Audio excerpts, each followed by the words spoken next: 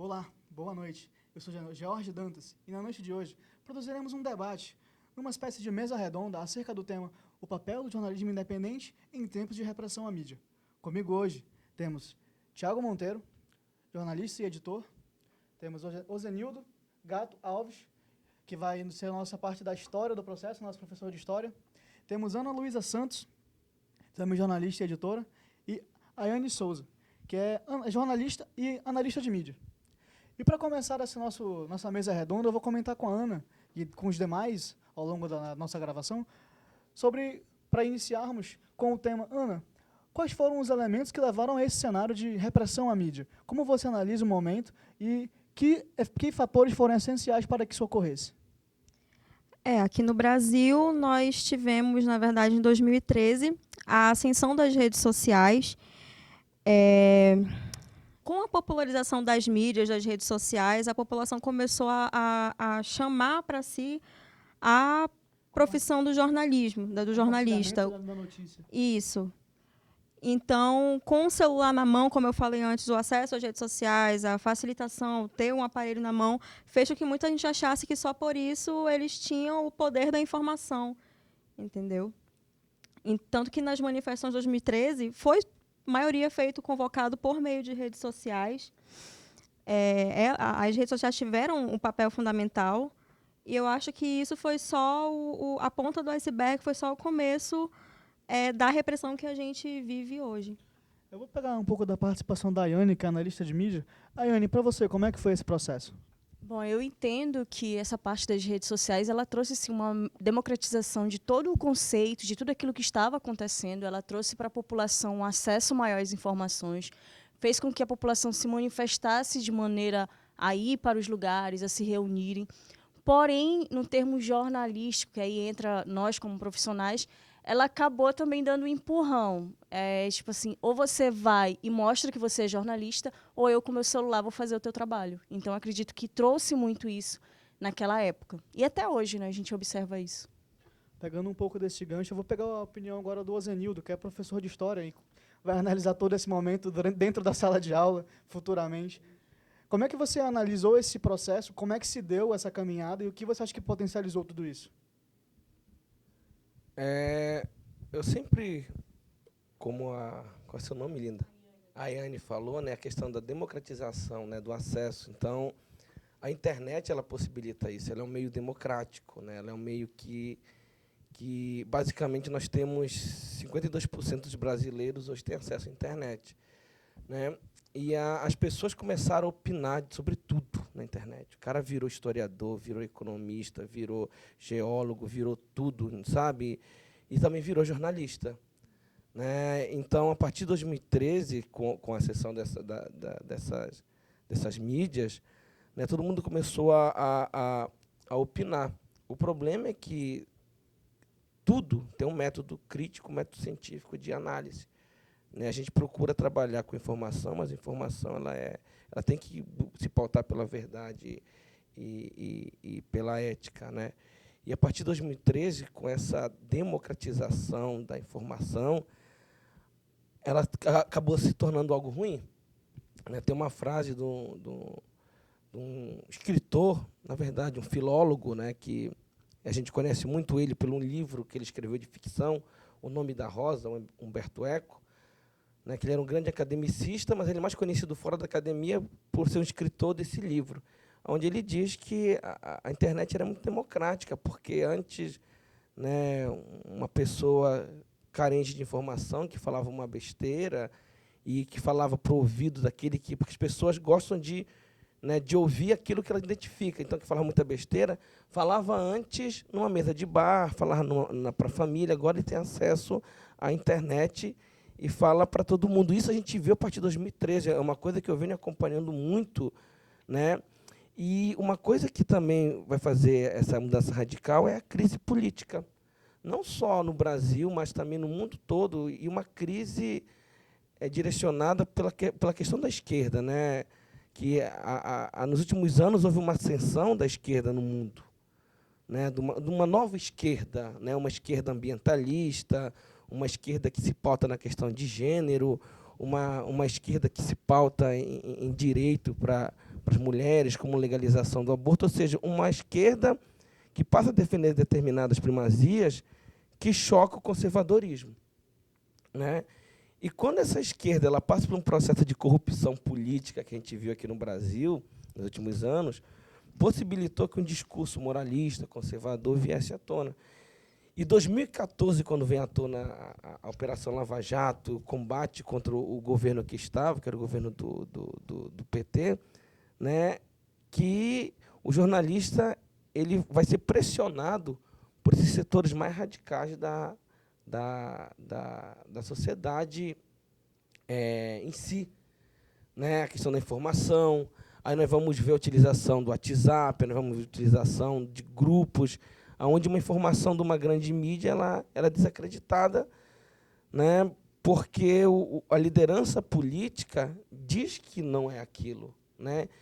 E os jornais, assim, as mídias alternativas que defendem determinada liderança política, é que eles são os detentores da verdade, né, que não se pautam e se trabalham bastante através do que a gente vê a questão de fake news, né, e as pessoas elas passam a acreditar. Então, hoje, né, aquele que se pauta na ciência, na investigação, na pesquisa, ele é desacreditado pelo senso comum, onde justamente essa democratização possibilitou que todos virassem críticos, né, sem ter um embasamento teórico, metodológico para criticar algo, mas parte da questão do achismo.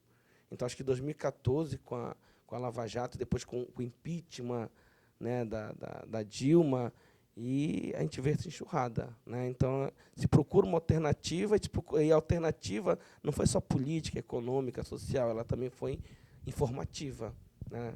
Ela foi informativa. Obrigado, Zanildo. E essa questão da tecnologia, ela vai ser de extrema importância nos próximos momentos de nosso debate, que ela vai vir à tona logo, logo. E para fechar aqui nosso primeiro bloco das questões, vamos aqui com o Thiago Monteiro. Thiago, como você analisou esse processo? Você que já estava inserido dentro da comunicação, como é que foi para você essa questão da mudança do cenário da mídia, do momento de descredibilização do profissional de comunicação? Na verdade, esse descrédito ao profissional da mídia começou quando as pessoas tiveram acesso fácil a sites. Tipo, o cara que é economista criou um site, vai falar sobre economia, vai falar sobre política. Hoje em dia, qualquer pessoa pode montar um site de graça, um site pago com essa questão de repressão ao jornalista, à mídia, já acontece há muito tempo.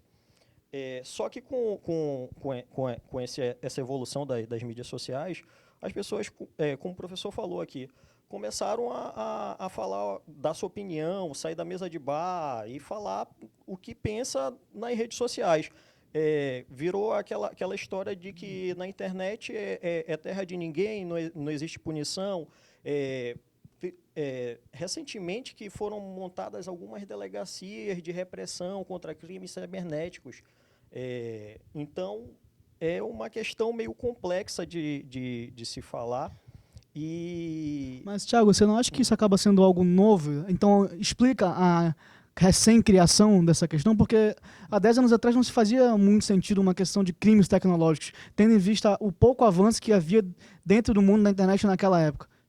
Sim, essa questão dos crimes cibernéticos teve que vir à tona porque as pessoas estavam um difamando o outro, um falando besteira contra o outro em relação à política, e entre outros temas, vários temas.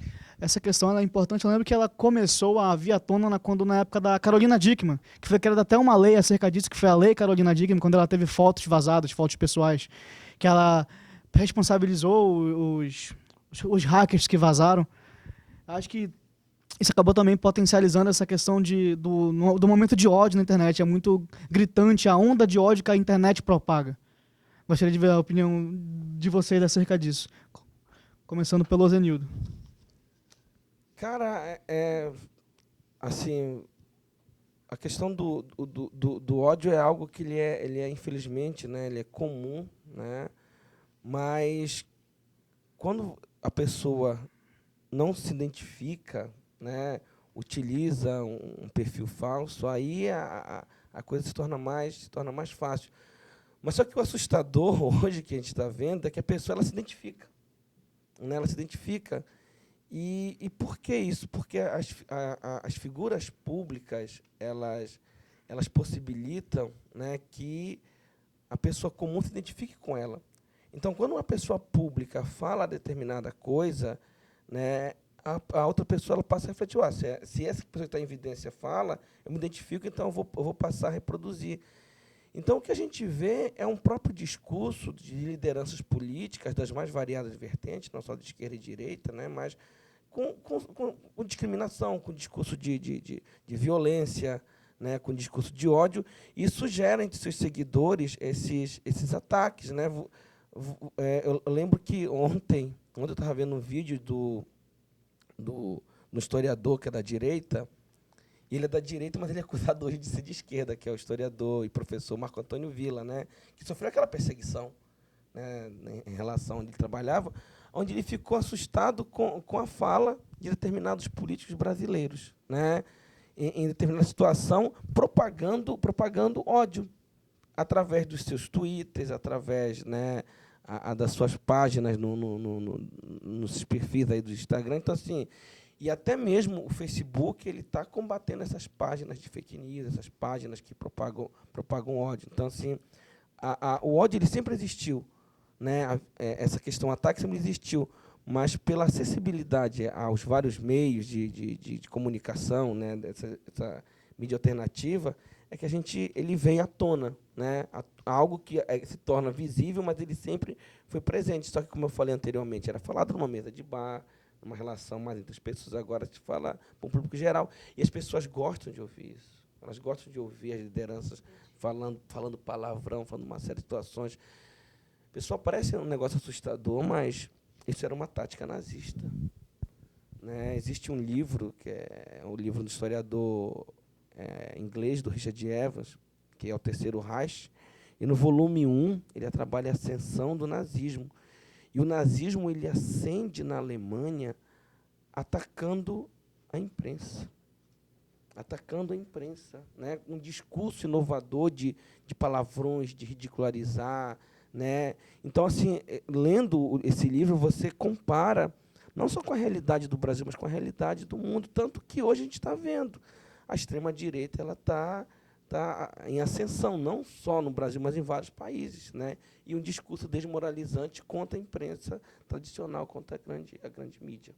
De certa forma, então, as pessoas elas se identificam e elas procuram meios de justificar aquele discurso de ódio que está sendo propagado ali na hora. Eu acho que eu estava fazendo uma reflexão mais cedo e a repressão ela está nas pequenas coisas.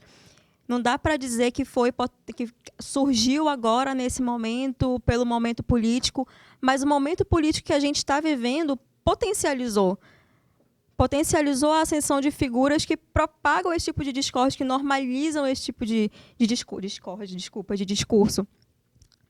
Quando a gente vê, por exemplo, o nosso presidente Jair Bolsonaro criticando uma jornalista que fez uma pergunta que não era agradável aos ouvidos dele, quando ele vai a programas que só são do interesse dele, que correspondem à ideologia dele, que apoiam apenas a ele, isso é uma forma de repressão. Quando a gente vê o tipo de tratamento que ele dá, por exemplo, na posse para os jornalistas, nas entrevistas coletivas de encerrar, quando perguntam sobre o juiz Sérgio Moro, isso é uma forma de repressão, isso é uma forma de censura. Então, ela está nas pequenas coisas e foi potencializada por causa do momento político que a gente está vivendo. Eu acredito que tenha sido dessa forma. Eu concordo.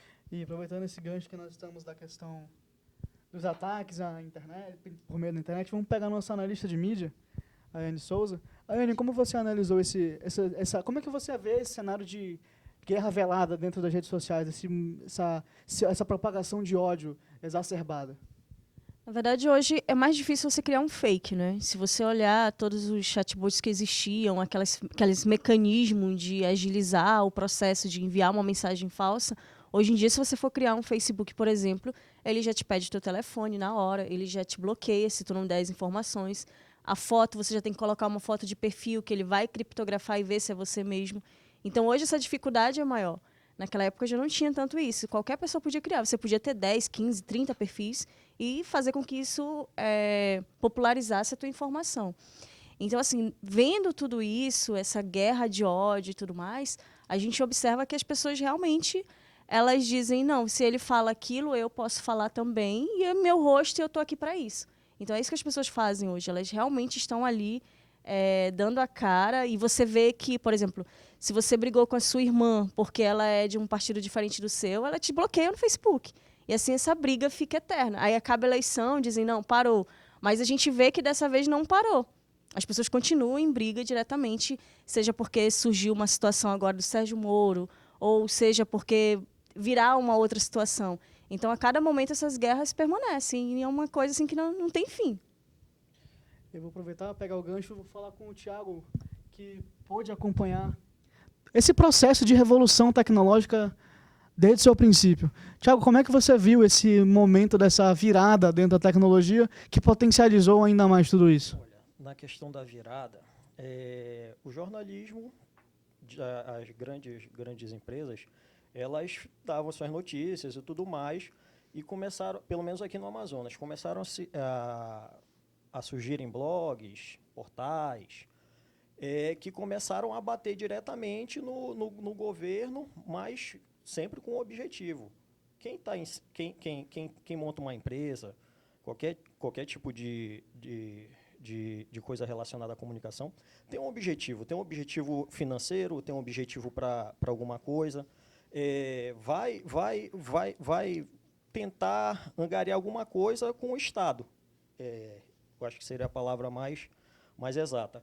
Então, nessa mudança, esses blogs começaram a crescer, começaram a plantar fake news nessa transição de impresso para as mídias digitais.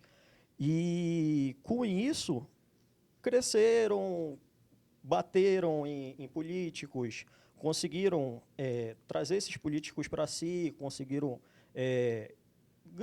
ganhar a popularidade da população. E foram crescendo aqui no Estado e ganhando os status. Então, nessa história, qualquer um, hoje em dia, consegue montar o seu blog, seu portal, e vai ter um público-alvo, vai querer alguma coisa, tem algum objetivo para isso, seja financeiro, seja político. É isso que... E pegando esse gancho dos portais, surgiram muitos portais independentes que se dizem, pelo menos, independentes dessa questão partidária, da questão de não se aliar a políticos, a governo, a prefeitura. E como é que vocês veem, nesse momento atual do jornalismo, a importância desses portais, que do modo de fazer a comunicação, de repassar a notícia sem um lado, sem um devido, entre aspas, partidarismo?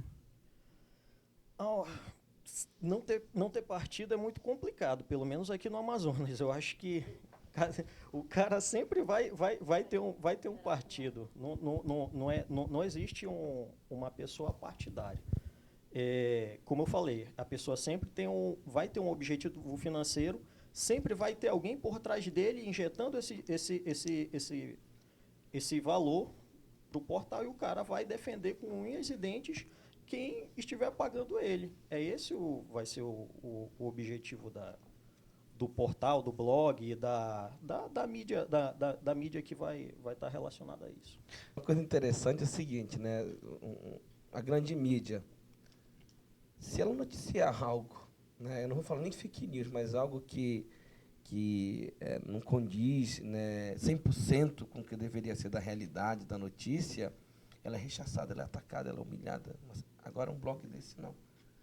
Ou seja, essas mídias, elas não são criticadas pela possível descoberta, né, de uma notícia falsa, do fake news. Elas não são criticadas por isso. Mas muito disso também vai daquela questão que eu comentei um pouco, que a internet recentemente deixou de ser terra de ninguém. Porque muitas das vezes você não sabe quem é o rosto por trás dessa questão. Nas grandes mídias convencionais, não. Você sabe quem são os representantes, quem são cada um. E eu acho que é isso que é a grande diferença das mídias novas com relação às antigas. É que elas meio que te dão essa liberdade de você não ter que lidar com as consequências por mais que você devesse. E outra coisa também que você vê muito, né, principalmente no Facebook, eu ainda vi há pouco, que tem uma reportagem de 5 anos, 6 anos, 7 anos, aí publica, puf, né? A pessoa nem abriu o site, ela nem leu. Então, às vezes, tem fulano de tal foi criticado por causa disso, aí já publica, mas era uma notícia de 5, 6 anos atrás, né? Mas ela não leu. Aí depois eu já vi isso, né? E pessoas letradas, né? De advogados, por exemplo. Aí eu entrei e aí depois eu falei bem assim, meu querido, mas isso daí é uma notícia antiga. Ele falou bem assim, não, eu apenas compartilhei para ler depois, né? Então assim, hoje nem a própria pessoa ela não procura o conteúdo, ela vê a notícia, não procura o ano, não procura então e vai veiculando. Aí você vê o seguinte, você vê, né, que o fulano de tal fulano de tal compartilhou, você vai compartilhando. Então assim, tem a própria pessoa, a ausência da crítica daquele que veicula uma notícia, né? A própria pessoa não faz esse levantamento, não. Pessoa. Introduzir agora na roda de conversa o Lucas. Lucas, como é que você vê essa questão do media bashing, que são os ataques dos líderes, de pessoas com relevância, não digo nem líderes, ao jornalista de forma a descredibilizar a informação? Eu não acho, e aqui eu falo da minha opinião, de certa forma, a internet, ela, de uns anos para cá, ficou aquele pensamento de que a internet é terra de ninguém. E quando você pensa que a internet é terra de ninguém, você pensa que todo mundo está ali para dar a sua opinião, você pensa que está todo mundo ali para twittar, você pensa que está todo mundo ali para usufruir da internet. Assim como fazem jornalistas, assim também fazem chefes de Estado. Isso é inevitável. Agora, Por que é inevitável? porque o Twitter, por exemplo, é uma mídia aberta. Como a própria Iane falou, não há controle.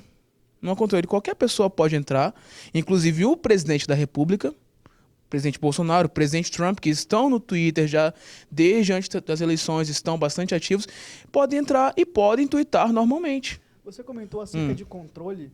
A partir do momento que eu coloco a minha rede social como minha primeira fonte de divulgação de informação, e eu, por exemplo, lhe bloqueio, que eu não quero que você leia minhas informações, não é uma espécie de censura que eu estou realizando com você?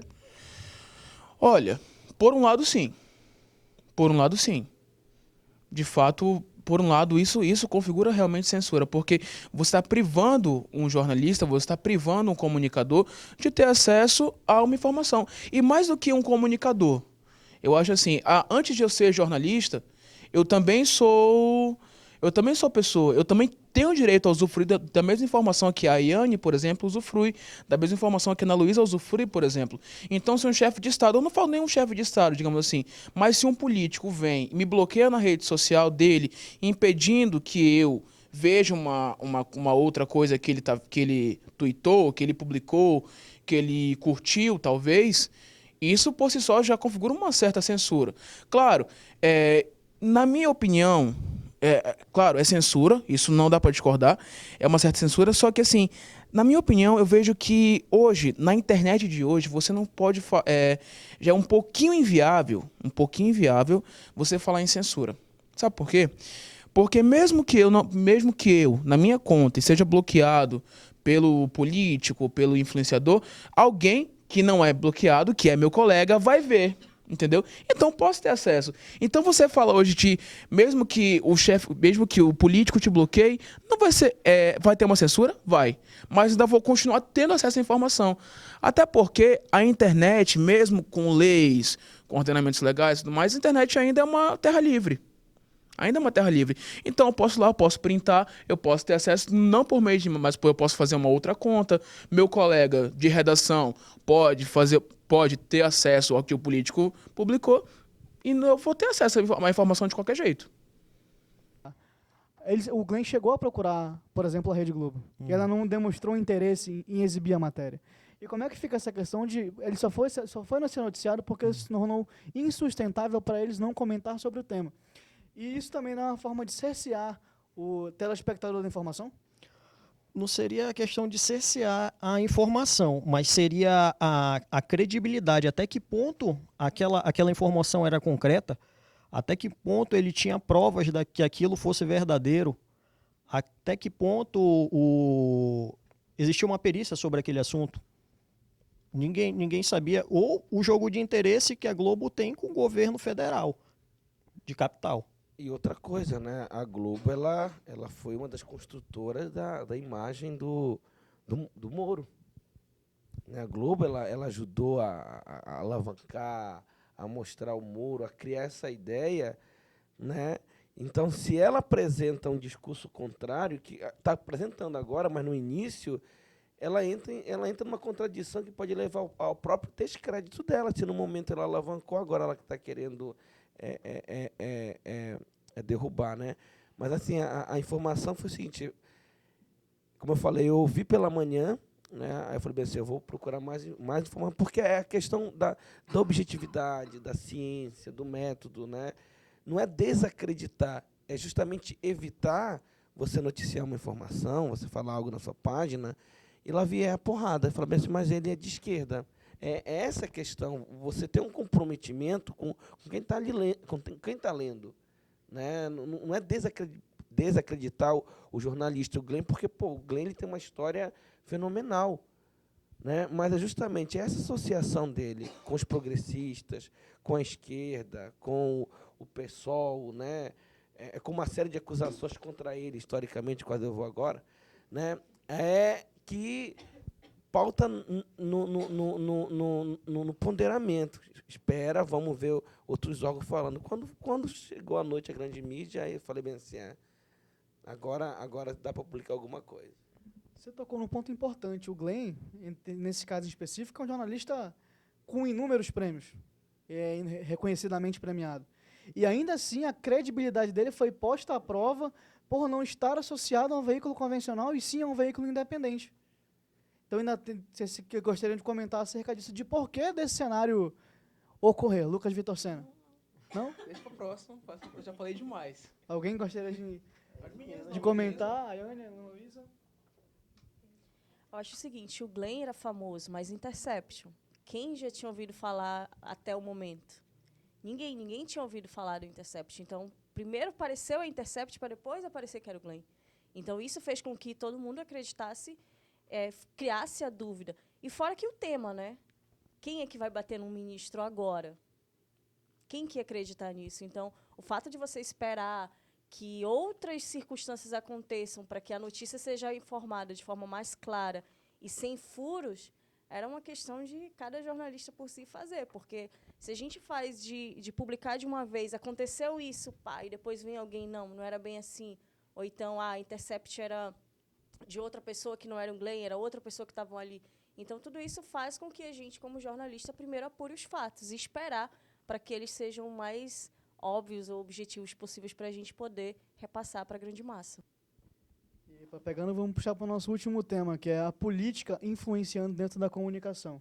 E o quanto vocês acham que ela influencia dentro da divulgação de notícias. Eu vou começar com o Lucas Vitor Sena. Tu quer me colocar no fogo, né, Jorge? Olha, Isso independente de lado, que fique bem claro. Você pode, seja livre. Não, eu acho o seguinte, assim como você não tem jornalismo independente, na minha visão, tudo que eu tô falando, isso aqui precisa ficar bem claro.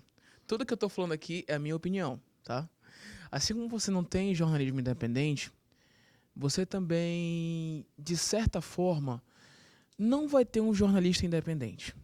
Um jornalista apolítico. Exatamente. O jornalista ele não tem lado.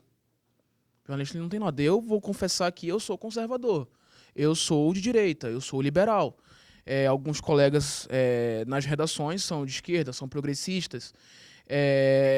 Querendo ou não, o que me constrói as minhas leituras, os meus estudos, o que eu já li, o que eu já estudei sobre vários temas, acabam influenciando um pouquinho no que eu vou escrever. Entendeu? Então, o jornalista hoje ele não é apolítico, ele não é... acho que todo ser, acho que o Ozenildo vai concordar comigo, acho que isso a gente aprende nas nossas aulas de filosofia e sociologia do ensino médio. Nenhuma pessoa é apolítica. Todo ser humano é um ser político. Então, assim, a minha visão de mundo que eu construí, que eu fui estudando, que eu fui lendo, que eu fui aprendendo com outras pessoas, com professores, com profissionais, tudo aquilo vai influenciar no meu texto. Agora sim, isso a gente fala de política, a gente fala de política de ideologia. Quando a gente fala de política, poder, é ainda pior. Porque, querendo ou não, o poder, ele acaba influenciando o trabalho do jornalista.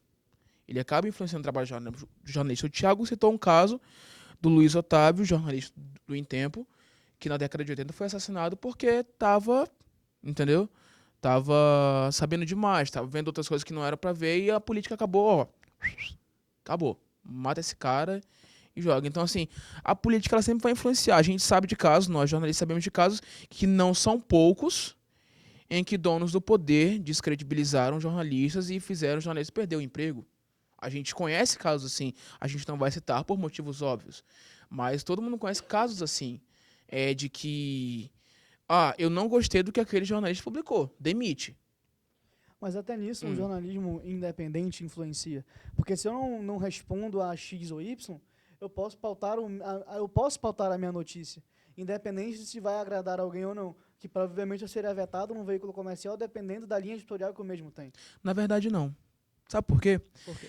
Porque, volto ao que eu falei, o jornalismo independente, ele nunca é independente. Ele nunca é independente. Sabe por quê? Porque o empresário que financia, alguém que financia, por exemplo, alguém que financia o portal, alguém que financia o impresso, alguém que financia aquela TV, é amigo de alguém importante, amigo do senador Zé das Couves, amigo do senador tal, amigo do governador tal. Tu publicou alguma coisa, tira do ar. Tira isso aí, eu não gostei, vai mexer com ele. Tira do ar. Então, isso é geral. Isso é geral. Então, assim, mesmo sendo público, sendo privado, isso vai rolar. Volto a dizer, o jornalismo independente não é independente. Isso é um mito. Jornalismo independente, jornalismo combativo, aguerrido, existe, mas não é independente. Thiago Monteiro. Sobre a questão da política e o jornalismo. É tudo questão de poder. Tanto poder do político que injeta algum valor no jornal, quanto a questão editorial. O jornalista que escreve para jornal ou tá na TV, sempre vai ter que seguir a ideologia do dono da empresa. Ele nunca vai, ele pode ter a ideia dele, ideologia, mas para preservar o emprego dele, o sustento dele, ele vai ter que acabar cedendo a ideologia dele em algum momento. Se ele é do lado B, lado A, ele vai ter que seguir a ideologia de quem está por trás do chefe dele. Essa que é o verdadeiro X do jornalismo, principalmente aqui no Amazonas. Então agora o Rosenildo Alves. Gato Alves. Da onde é que vem um gato, o pessoal fala.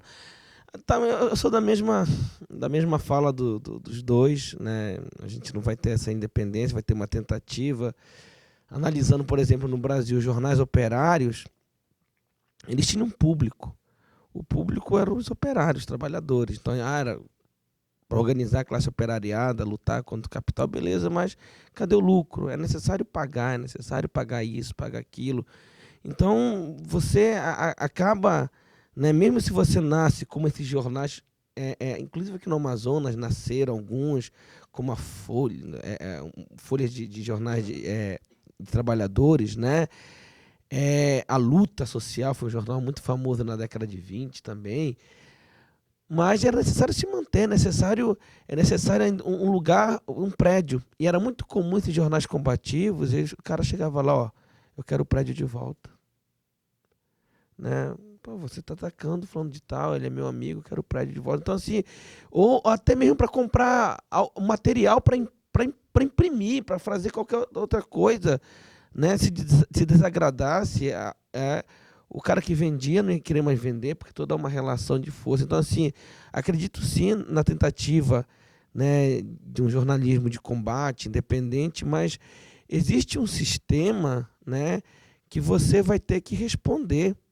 E essa autonomia ela vai diminuir, né? Ela vai diminuir, mesmo que for um blog, um jornal, né? Mas a não ser que você se direcione para um público A.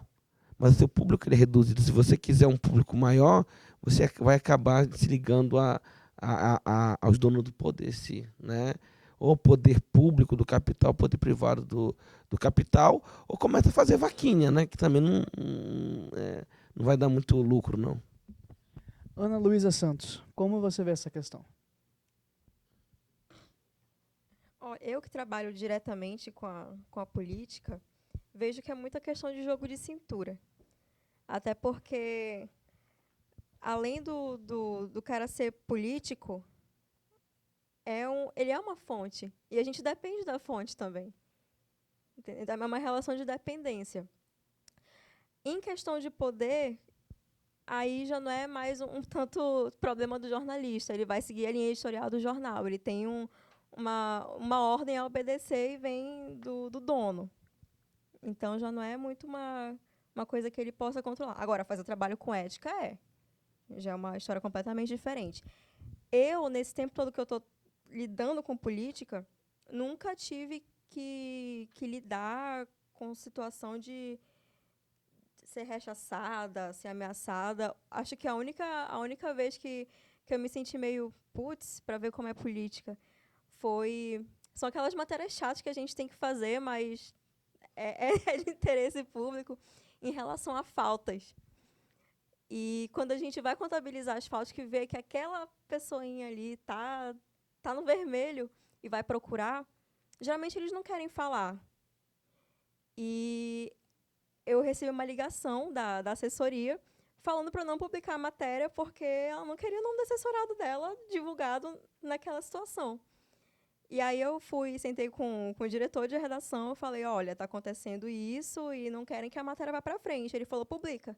Escreve e publica, coloca aí e publica. E a matéria rodou. E na segunda-feira eu recebi a mesma ligação com a mulher louca da vida, gritando comigo porque eu tinha divulgado quando ela me disse para não divulgar. Então, eu acho que essa foi a única vez que eu tive que lidar com, de certa forma, uma repressão. Até tocando nesse ponto, você comentou que o seu diretor de redação liberou a publicação da notícia. Sim. E ela rechaçou que não foi liberada por ela, mas e se ele tivesse vetado, como é que ficaria essa questão, tendo em vista que é de interesse público? Uhum. Então, é até nessa questão de que é nisso que vai surgir, entre aspas, o jornalismo independente, de não ter as amarras necessárias com A, com B ou com C. Aí entraria muito em jogo a ética do profissional, porque, de certa forma, eu teria que obedecer e baixar a cabeça. Não poderia fazer nada, porque eu estaria passando por cima de uma ordem que não era minha, não era do meu querer. É informação. Eu, apesar de ter uma linha ideológica, acho que eu nunca tive problema nenhum de fazer material puxando para um lado, puxando para o outro. Né? Se o veículo vai ter, aí eu vou seguir a direção do veículo, mas... Ayane Souza, para fechar esse nosso bloco. Acho que é por isso que eu fui para as redes sociais. Porque aí eu já pego a notícia já pronta e só faço com que a sociedade queira ler. Então, acho que foi por isso que eu fugi de tudo isso. Mas a gente observa assim, que isso é muito complicado para quem escreve matéria. Eu já tive que escrever uma matéria e, no fim, não assinei, porque não era um conteúdo que eu gostaria de ter publicado. Então, aí vai a minha ética como pessoa também. E, infelizmente, são coisas que o jornalismo vive. Como o historiador mesmo disse, não é de hoje, e, infelizmente, não termina hoje. Mas é por isso que eu fui para as redes sociais, para que eu não tenha que brigar tanto nesse sentido. Mas é complicado, porque a gente recebe denúncias, a gente recebe informações da população, e, infelizmente, muitas das vezes a gente não consegue ajudar. O Zenildo pegou num ponto, eu quero só arrematar, só para... eu acho que vai muito daquilo uma máxima liberal. Não existe almoço grátis. Não existe almoço grátis. Se eu tenho um jornal, por mais que eu queira me manter independente ali a todo custo, vai chegar um momento, você tem um veículo de comunicação, eu quero me manter independente e tal, vai chegar um momento em que, querendo ou não, vai ter que se aliar aos donos do poder. Vai ter que se aliar a quem tem o capital, que no caso são os donos do poder. E aí pode ser o capital público, pode ser o capital privado. Entendeu? Então, para poder me sustentar, para poder me manter, me viver daquilo do jornalismo de fato, eu vou ter que, inegavelmente, recorrer a um financiamento. público, privado, da comunidade. Enfim, é aquilo que a gente fala. É uma máxima liberal. Não existe almoço grátis. Tipo assim, jornalismo é bacana? É bacana, é show de bola, tem papel social, maravilhoso. É incrível fazer jornalismo. Cara, eu sento na redação todos os dias, a Ana Luísa sente isso, a Iane sente isso, o Thiago sente isso, a gente senta, a gente escreve matéria com gosto de gás. Acontece tudo lá fora. A gente escreve matéria com gosto de gás, cara. Eu vou pra rua, vou pro incêndio do Educandos. Assim, eu saí com uma carga emocional assim pra ninguém por defeito. Eu cheguei no Educandos, era 10 da noite, saí 3 da manhã, tava eu e mais 2 colegas, a gente foi lanchar e depois eu cheguei em casa e eu não conseguia dormir. No dia seguinte, o corpo cheio de fumaça, mas foi uma coisa inesquecível. Só que chega um momento em que você percebe, cara, meu amor não tá enchendo minha barriga. Então vou ter que procurar uma coisa, vou ter que... Até você correr para uma outra fonte, eu garanto, o jornalista ele já recorreu a vários financiamento coletivo, a ajuda de colegas, só que chega um momento, inevitavelmente, em que ele vai ter que recorrer a quem tem o capital. Só para finalizar, o que a gente observa hoje, que na verdade é a sociedade que consome. Então aí eu volto para aquela parte em que o que vai fazer a diferença do que as pessoas vão consumir no futuro é justamente a educação que elas vão estar recebendo hoje. Que, como eu falei no meu TCC, que eu falei sobre fake news, o que foi voltado para a linguística, eu vi que, na verdade, o problema está na educação que as pessoas tiveram. E, por isso, hoje, a gente vê essa mudança. Quando a gente, para quem trabalha em portal, as notícias mais acessadas, é violência. A gente passa horas o repórter fazendo uma matéria bem trabalhada, uma matéria que dá gosto, que está falando sobre as dificuldades, sei lá, dos indígenas, do que eles estão passando. Bom, assim encerramos nossa mesa redonda acerca do tema o papel do jornalismo independente em tempos de repressão à mídia, que foi um objeto de estudo proposto para o meu projeto de conclusão de curso, o TCC. Agradeço aqui ao Lucas Vitor Sena, que nos presenteou com sua companhia, Thiago Monteiro, Ozenildo Gato Alves, Ana Luísa Santos, a Anne Souza. Agradeço também à professora Ivânia, que é minha orientadora nesse projeto, e à professora Edilene Mafra, que nos disponibilizou esse espaço. E o